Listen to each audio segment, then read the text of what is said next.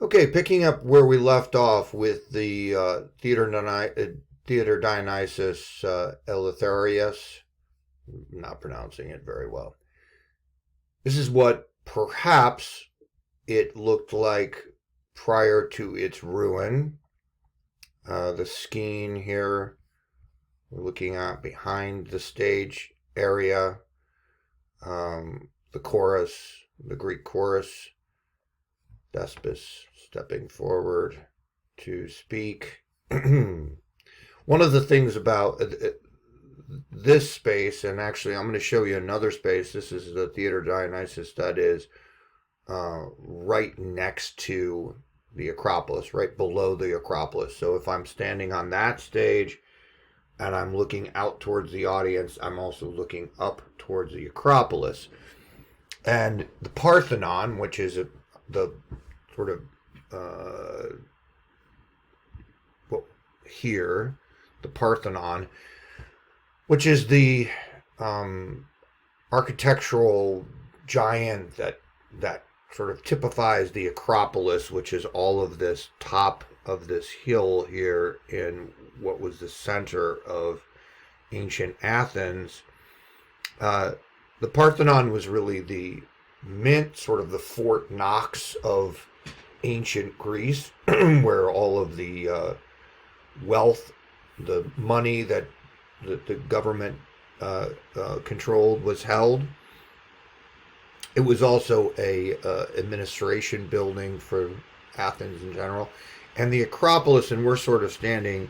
The view of this painting is really sort of from where the Theater Dionysus Eleutherius would be, looking in the direction of the Parthenon, also from the direction of the port, looking up towards it. I showed you a picture of that before. Whereas the theater, this theater, like I said, is sort of down, and if I'm standing on the Parthenon looking towards the port, it's down to my left. This theater is remarkable when you're in these stone, the stone amphitheater, and someone stands on the actual stage. It's incredible how well you can hear someone even whisper on that stage, even in the ruined state that it's in. The individual pieces of this theater include these stone permanent seats uh, for the town fathers, if you want to think of it, as of Athens, the leaders of Athenian government. Even though only Greek male citizens were allowed to participate in the democracy of Greece, and this again was only really between about 475, 450, and 405, when after the defeat in the Peloponnesian Wars. That was really the reign of Pericles, the time of real Greek participatory democracy, in which people were allowed to vote and control the government. And it was that we turn to as the roots of democracy, a participatory democracy being one which the decisions are made by plebiscite, by vote, as opposed to a republic, which is what we live in, where people vote for representatives that then go forward from different regions, etc. So this participatory democracy, a very short part of overall Greek history, but a very important part. And even though those participation levels were really low by comparison to the overall population, it was much more democracy than anywhere we have record of anywhere in the world. Certainly at that period. In fact, it's not until the Iroquois Confederation of 1450, and sometimes arguably it started a little sooner than that, when we see another participatory democracy. And actually this democracy, it is a confederation of many different tribes in North America, but it is considered the first modern participatory democracy, people voting of all sexes, actually, um, and those members of those tribes voting, and each group, each tribe having a sort of confederation or federal say in the overall confederacy. So very similar in some ways to our democracy, and to a great extent, the Iroquois Confederation influenced the writers of the American Constitution in ways that they are often not credited with. And on another note, the English really didn't come around to having participatory democracy until 1689 during the Bill of Rights there, and even then the king still had the ability to dissolve Parliament well into the beginning of the 20th century. So very revolutionary, this form of government.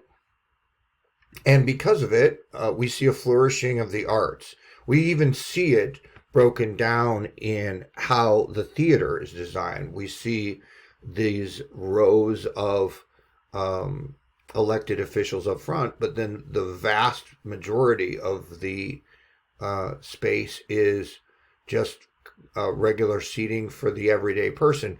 And actually, that everyday person included women and slaves in the Theater Dionysus. They may not have been able to vote in the government, but they were free to attend and intermix within the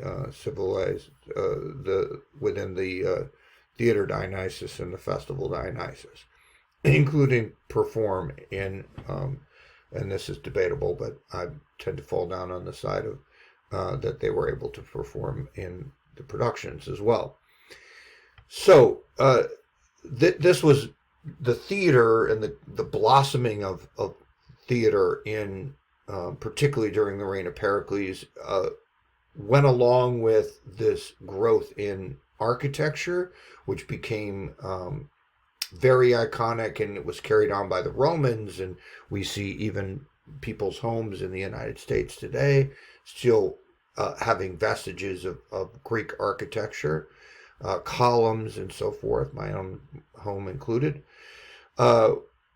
We have the histories that were created during Greek time, the idea of creating an objective history of the world, one that is not just folkloric, but actually tries to seek the objective truth of historical fact, was really an creation of this period in ancient Greek, and many other things: theater criticism, poetic criticism of Aristotle. The work of Sophocles, although not written down, was carried forward in his students, Aristotle, and his students' Plato. So the Greek period continued, but it didn't continue with Athens as necessarily a free state, but Greek culture continued to flourish. However, the Peloponnesian Wars, we're looking at the Persian period, the Peloponnesian War, which concluded around 404 BC, really knocked the stuffing out of Greek culture and created a sort of slide in the direction of what will ultimately become an empirical system under Alexander the Great, who was a Macedonian. Okay, but again, what happens is Alexander the Great, even though he's a Macedonian, really is a student of Greek culture and a proponent of ancient Greek culture, and carries that culture through the areas that he conquests, which include territory that goes as far as the Hindu Kush and the borders of what we would consider modern India. So Afghanistan, Iraq, Pakistan, modern delineations of what that would be. Egypt, Turkey, up here all the way to what would be the edges of modern Ukraine.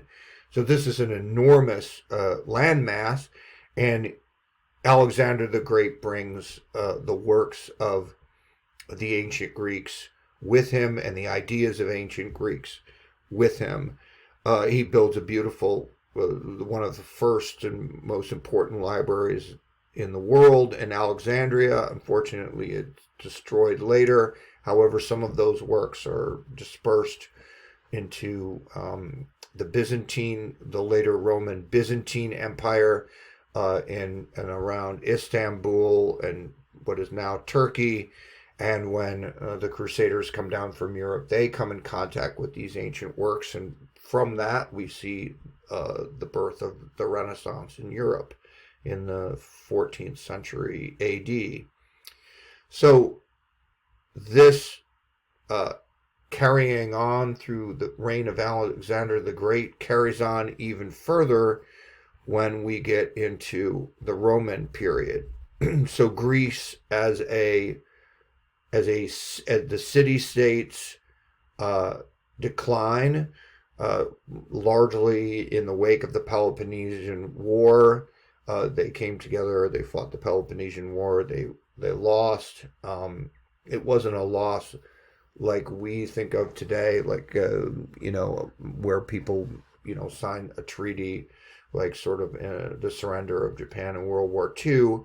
It's a gradual demonization of the cultures and the civilizations in the wake of a cataclysmic military defeat.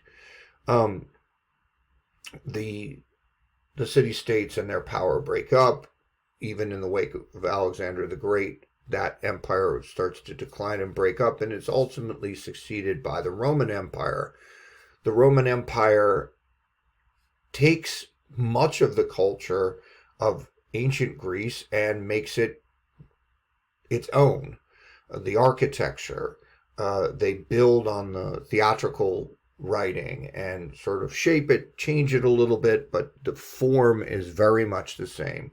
How it is produced, how it is acquired, etc. And Roman art is extremely derivative of Greek art, maybe even in the way that you might say, in the 20th century, the United States became quite ascendant militarily, economically. But if you were running around the United States in the early 60s, you would have seen an awful lot of British art. James Bond movies, the Beatles, the Rolling Stones, etc. So there was an Anglophile quality to American mid 20th century art, even at the peak of American sort of exceptionalism, and there was certainly that in Rome at the peak of Rome's exceptionalism. And that is one of the ways that we see that Greek culture, from what would be kind of a very short little period comparatively in the history of civilization, takes on such a prominence in Western society and Western thinking. Okay?